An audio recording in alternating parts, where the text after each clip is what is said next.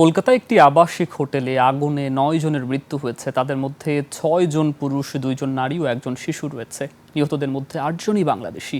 তারা চিকিৎসার জন্য কলকাতায় এসেছিলেন। নিহতদের 6 জনের পরিচয় নিশ্চিত হওয়া গেছে। এদিকে মর্মান্তিক এই দুর্ঘটনায় দুঃখ প্রকাশ করেছেন ভারতের প্রধানমন্ত্রী নরেন্দ্র মোদী। জানান ভুক্তভোগী পরিবারকে সহায়তার কথাও। নীলাদ্রি ফারহানা রিপোর্টে বিস্তারিত।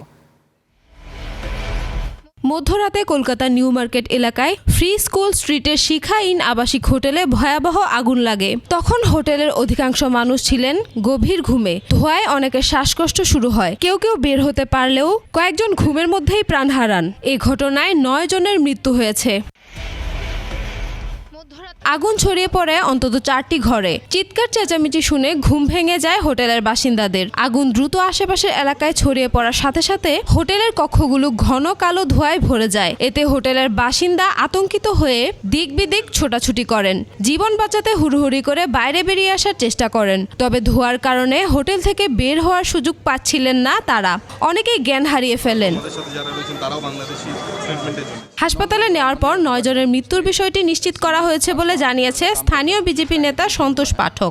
और एक बच्चा है 4 साल का और 2 फीमेल हैं और 6 जो हैं वो मेल हैं। तो अभी वो मेडिकल हॉस्पिटल में 9 लोगों का बॉडी गया, वहाँ से खबर फ़ोन आया था वहाँ से। ये बहुत ही दुखजनक घटना है।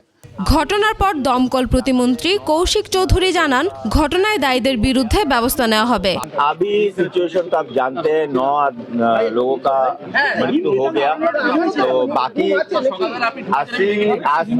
80 लोगों को हमारा डिपार्टमेंट वाला जो ऑफिसर है, फायर फाइटर है, उन्होंने बचा लिया और वो आसपास में वो जो रेस्क्यू सेंटर हुआ उधर है। হোটেলটির 2টি গেট থাকলেও একটি বন্ধ ছিল বলে অভিযোগ উঠেছে। আবাসিকদের অভিযোগ ফায়ার অ্যালার্মও বাজেনি। সংকীর্ণ পথ পেরিয়ে বের হওয়ার জন্য মাত্র একটি লোহার সিঁড়ি। ফলে আগুন লাগার পর দ্রুত বের হওয়ার সুযোগ পাননি অনেকেই। যেসব আবাসিকরা এসেছিলেন সেই সব আবাসিকদের অনেকেই কিন্তু চিকিৎসার জন্য তারা এসেছিলেন। হোটেল মালিক ও কয়েকজন কর্মী বর্তমানে পলাতক বলে জানা গেছে। কয়েকজনকে আটক করে জিজ্ঞাসাবাদ করছে পুলিশ। যেহেতু ছিল কেননা বাইরে যে আগুন Niladri Farhana, desk report, 21 television. বেরিয়েছে।